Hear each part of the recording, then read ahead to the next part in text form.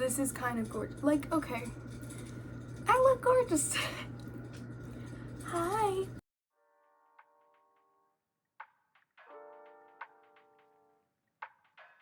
Okay, so it is April 3rd today, and so I thought I would do a little what I read in March and what I plan to read in April type video, because I like to think I read a lot.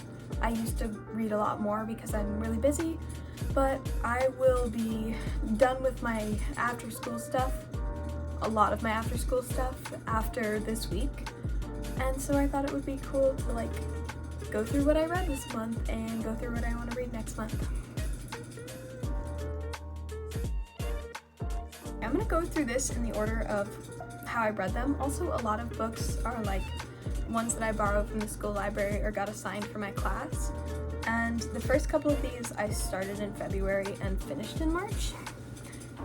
So if I don't have the book in my possession currently, I'll just put it up here. Alright, so number one was The Road by Cormac McCarthy. I started this in February and finished it in March. I rated this a 3 out of 5 stars. I love being able to read a more mature dystopian novel. Growing up, this was like my favorite genre, so like The Hunger Games, Red Queen, The Giver, but I almost feel like I've aged out of it. Obviously, like, I still enjoy the genre, but especially after taking AP Lang and AP Lit, I feel almost ashamed or embarrassed whenever I read a more young adult category of book. This book didn't give me that feeling. However, the thing that this was missing that I love from young adult dystopian books was lovable characters. Like, the characters' use of man and boy were a really impactful literary device for sure, but it made the book a little less enjoyable in my opinion. But that might have just been because I had to read it for a class. And honestly, there wasn't that much plot. I didn't feel like the characters really had like a reason for doing what they were doing. It was just kind of like, spoilers, let's walk to the sea. Oh, now we're at the sea and I'm gonna die? Like, there's really no resolution, I feel. I forgot I literally have a copy of this one. Okay, the next book I read, which I also believe I started in February and finished in March, was Normal People by Sally Rooney. And I rated this one a 1 out of 5, honestly. It should have been a 0 out of 5. Also, if you're wondering why I keep looking over, I have notes over here about all these books. So opinion on this is like book talk? We need to have a discussion. This book is disgusting. It demonizes BDSM and implies it can only be derived from abusive relationships, which is really disgusting. Also, my problem with 50 Shades of Grey. I haven't read that book, but I've like watched the movie and it's awful. These characters should not even be together. These characters aren't interesting or likable. And everyone was like, oh my god, this book is so sad. It's Sally Rooney is amazing. No, this book made me feel nothing except disgust. No, I don't think I'm gonna read Conversations with Friends either, just because I hated it so much. Like, sue me. I don't know. I feel like I'm just not a romance novel type of gal. I would be interested in trying some more. I definitely want to read some like Colleen Hoover just to try it, but this was not the book for me. This one I may have read entirely in March, but I'm not entirely sure. Okay, this is The Girls I've Been by Tess Sharp, and I rated this 4 out of 5 stars. So I read this one with no context beforehand, just knowing that my wife, Millie Bobby Brown, who is dating rat Jake Bon Jovi, like, kill him. Anyway, is starring in an upcoming movie of it for Netflix, but like, it's so much more badass than I thought it was gonna be. It's, her girlfriend has endometriosis and loves fire and vintage clothes. Like, read this book if you haven't already. Like, it wasn't even hard to read. Like, I enjoyed thoroughly. Please read. The only reason I gave this a 4 out of 5 is because it was a bit simple and also very unbelievable. Like, I get that it's young adult fiction and all, but like, I just feel that like with a lot of these things, the characters are just too young to be this intense, especially like the flashbacks where Nora's like 8 years old. I'm like, okay, I know I was like a devious 8-year-old, but not committing crimes. I don't know, it could be real. I don't know. If this is your life experience, I'm not coming at you. But it's good. Read it. Loved it.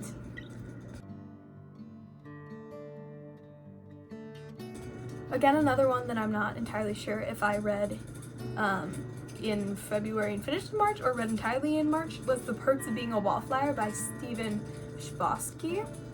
I gave this a 3 out of 5 stars initially, but upon revisiting, I feel like it could be a 4. I just like the style that it was written in. So everyone told me that this book would make me cry, and it didn't. That's not really anything new. I would like someday to be able to read a book that would make me cry again, because that hasn't happened for years. But the expectations, they are pretty low, and I wasn't really expecting it to make me cry. I feel like everyone in this book is kind of a shitbag. I hate it when books don't have any redeemable characters, because then I have to like drag myself through them. The main character is kind of a pretentious asshole, and he's like freshman year me, but 34 times as pathetic. I also think the author hasn't been a teenager for a while and doesn't actually know what high schoolers get up to, but I could be wrong because this was like 90s or 2000s, and this is like I'm living my teenage life 20 years later. But also, like, Charlie's supposed to be really smart, and I'm also moderately smart. I take 4 AP classes, and I'm not like drinking and doing drugs every weekend. But the writing style was okay. We love an epistolary. We live for an epistolary. Okay, this one for sure I read in March. This is The Secret Life of Bees. This one I have. The Secret Life of Bees by Sumunk Kid. I give this a 5 out of 5 stars. Pop off. This book is fire. It's probably the easiest book I read for AP Lit this year, and also the best. This was a book I read for classes, my spring break project. It was a coming-of-age novel, but without a large focus on the whole, like, typical teenage girl problems, like boy drama. Like, there was a lot of mention of, like, sexuality and periods and whatever, but it wasn't, like, the focus, which was really great, because more focus was placed on the issues of people around the main character, and it dealt with a lot more important ones than just normal coming-of-age, like racism and segregation and mental health, since it's set in the 1960s. It was interesting to have to watch Lily, the main character, deal with her own implicit bias as she grows close to the Boatwright sisters and Zach Taylor.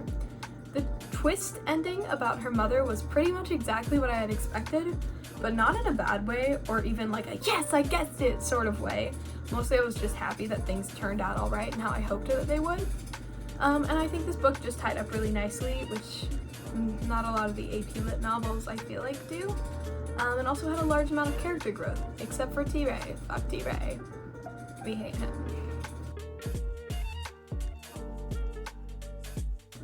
Okay, and that was all the books that I completed reading in March. There's also a few that I started reading this month and haven't finished for a variety of reasons. The first one I started was The Atomic City Girls by Janet Beard. I started reading this just because it was on my shelf and it looked interesting. Not my shelf, but like one of the shelves in my house. And it looked interesting, so I was like, why not give it a try? It's a little less interesting than I thought it was, but also like it's a period piece and yeah, women! So I think I will finish reading it. I am not too far in. This is about how far I am, like 88 pages. But if I really got down to reading it, I think I could finish it in a day or two. And I have a day off of school tomorrow, so who knows? The next one is Their Eyes Were Watching God by Zora Neale Hurston. This is one I'm reading for class, so it's not really paced according to how I would read it. It's paced how the teacher wants to space it out. Normally we read our books a lot faster, but we're not reading this one very fast. I'd say we're maybe a half to 2/3 of the way through because we've been reading it like out loud in class, and we also have a project to go along with it. So I definitely will finish this month. It's very good from what I'm reading so far. I do like it a lot. I just don't enjoy having to do the little foldable project that we're doing with it. Okay, finally like a YA novel, like a good solid fantasy novel. It's been a while since I've read anything fantasy. I think the last fantasy thing I read was ACOTAR like a year ago, which is interesting. This is Six of Crows by Leigh Bardugo. I realized kind of after I picked this up that you were supposed to read Shadow and Bone trilogy first, but I guess it doesn't really matter because they're separate stories. This is about how far I am in this bookmark right here. Focus? Or not.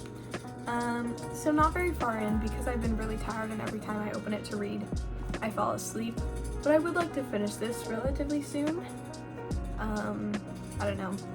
A lot of it, especially going from like Lang and lit books to YA novels, a lot of it feels like a little cringy and childish, especially the names and the world building. But it's not like a strong dislike that I have for it. It just feels a little. But I think if I try and like immerse myself better in this and less try to compare it to something like Wuthering Heights or The Picture of Dorian Gray, it might be better. Okay, so that is on my TBR for April, and also the second book in this series, Crooked Kingdom. I also feel like if I like her style of writing enough and her world building enough, I will also read the Shadow and Bone trilogy, so Shadow and Bone, Siege and Storm, and Ruin and Rising. A lot of this all depends on like how much time I have to read, which will be dependent on if I get a job or not, and how much homework I have to do and how much studying I have to do for my AP exams. I'm video about that coming. But there's also a lot of other books I'd like to read. I would like to read The Picture of Dorian Gray.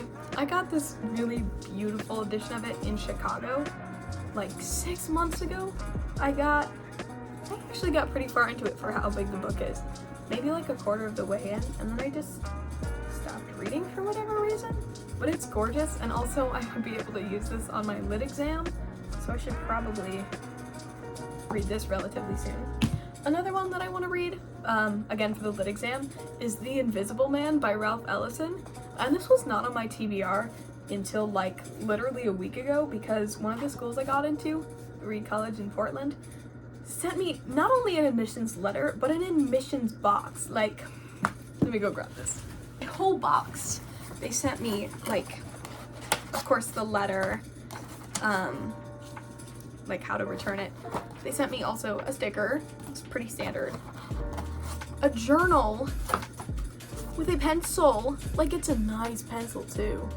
It says, sometimes blunt, always sharp, Reed College, and it's like, it smells good. And then they put this little note into the book because this is like a part of their signature Hume 101 course, which I found really interesting. It's not required reading or anything, but like it's a nice book. It's nice, man. I'm gonna read this. If I have time, there's another two that I want to read. It doesn't have to be this month, but this month or next month, depending on when I have the time, is Song of Achilles by Madeline Miller and The House in the Cerulean Sea by T.J. Klune, because I know these are like really sad books and I'm always on the hunt for that book that is going to make me cry.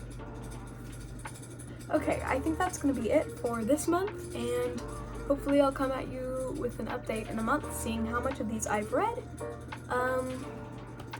Probably like 2 of them, because I have a lot going on. Just another round of appreciation for how beautiful I look today. I can't stop staring at myself. I've probably not looked at the camera like once this entire video because I'm too busy looking at myself. Anyway, me and my shrimp flag, we say bye.